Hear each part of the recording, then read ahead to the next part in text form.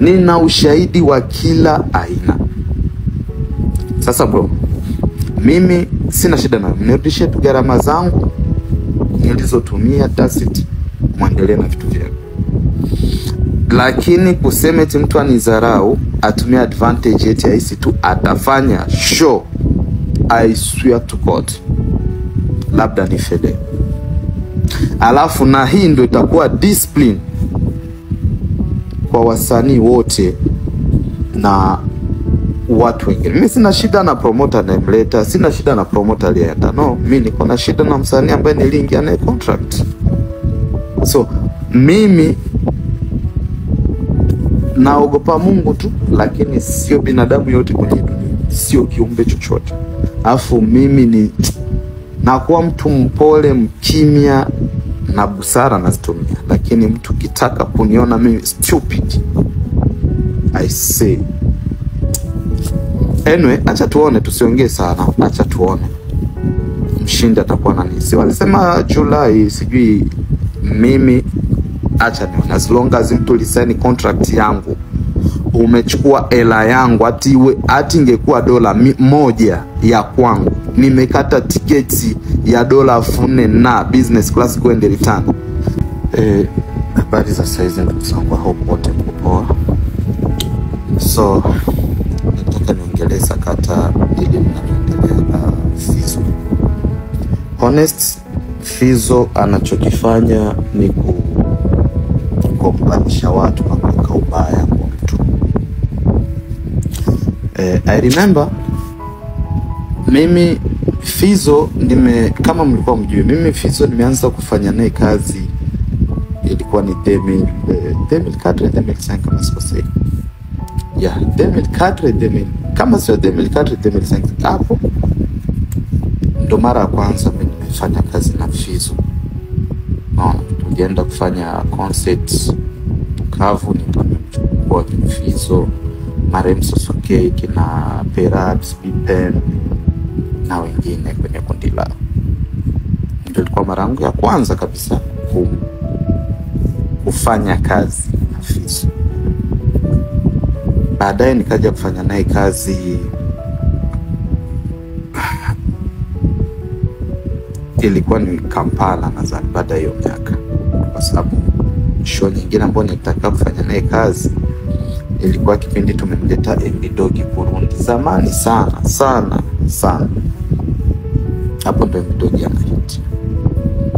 Lakini baadaye kazi nyingine nilikuja kufanya naye kazi ilikuwa ni Kampala, ambapo Uganda kweli mimi nilimlipa pesa yake, maelewano ilivyokuwa, avance nilimlipa kiwa Italy. Zingine makubaliano ilikuwa kabla hajapanda stage apewe balance, na kweli balance yake before hajapanda stage Kampala alipewaga pesa yake. Lakini kutokana na jinsi alikaa sana Kampala, baadaye nikaja kusikia mke wake ana complain ati atumlipaga balance, kitu ambacho sio kweli, ilikuwa ni uongo. Na baadaye nilianza kusikia malalamishi, nilimuuliza mwenye kwa voice note na akanijibu akaniambia, kaka, hao watu ni wagombanishi, wachonganishi. Ijapokuwa ni vitu viliongeleka sana, nikaona kaa kimya. Sasa mwisho siku naona kama kukaa kwangu kimya na kuage is like everyone just want to take advantage, kitu ambacho sitakuja kukiruhusu kikweli.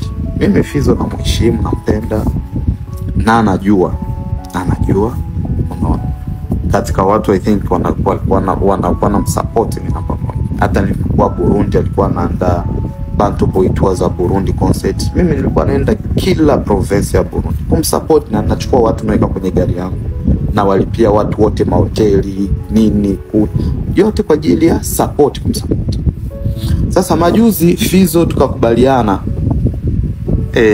tukaongea naye vizuri kuhusu kuja kufanya concert Ottawa na Montreal. Tukakubaliana pesa, Fizzo akasinye kontra, niko na kontra naye, akaniomba deposit aliyoitaka, nikampa, na nyingine nikamtumia West Union akiwa France, na receipt zote zipo. Nikamkatia tiketi ya ndege ya kutoka Paris kuja Montreal aller-retour, nikabuku venue Montreal, nikabuku venue Ottawa, So baadaye akaja kuniletea story ambazo has make sense. Zikaanza ingia huko zinatokea. Kumbe ameshachukua pesa kwa promoter mwingine ambao aka-announce show ya Montreal na Ottawa. Mimi nikaja kushtuka naona posters. Namuuliza vipi?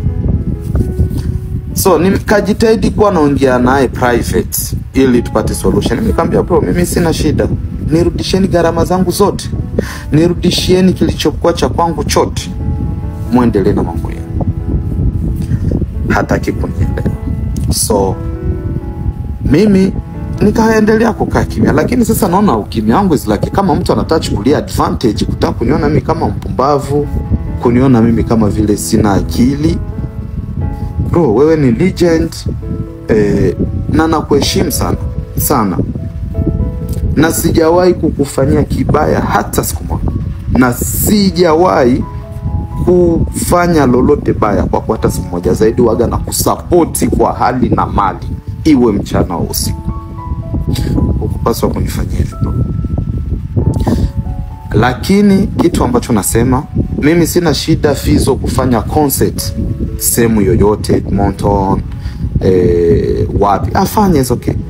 But kufanya Montreal na Ottawa wakati na contract yangu na nimelipa deposit na venue nimechukua na tiketi ya ndege nilikulipia, vyote gharama zote nimefanya, bro, trust me, labda nife leo, lakini kama nitakuwa napumua, hakuna concert hata moja itafanyika Montreal wala Ottawa.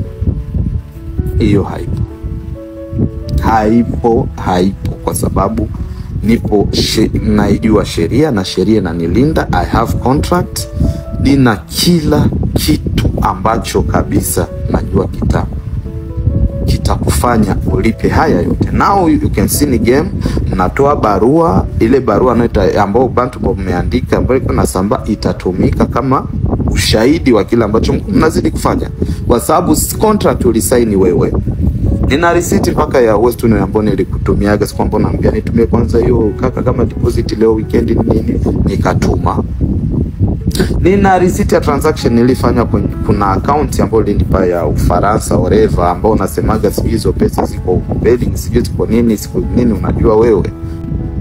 Nina ushahidi wa kila aina.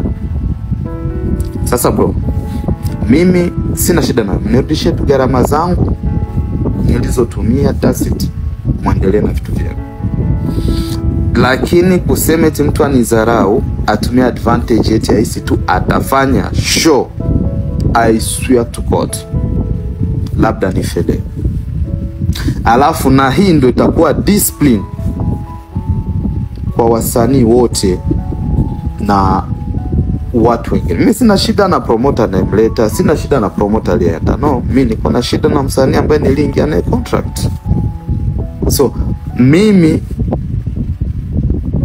naogopa Mungu tu, lakini sio binadamu yote kwenye dunia, sio kiumbe chochote. Alafu mimi ni nakuwa mtu mpole, mkimya na busara nazitumia, lakini mtu kitaka kuniona mimi stupid, I say.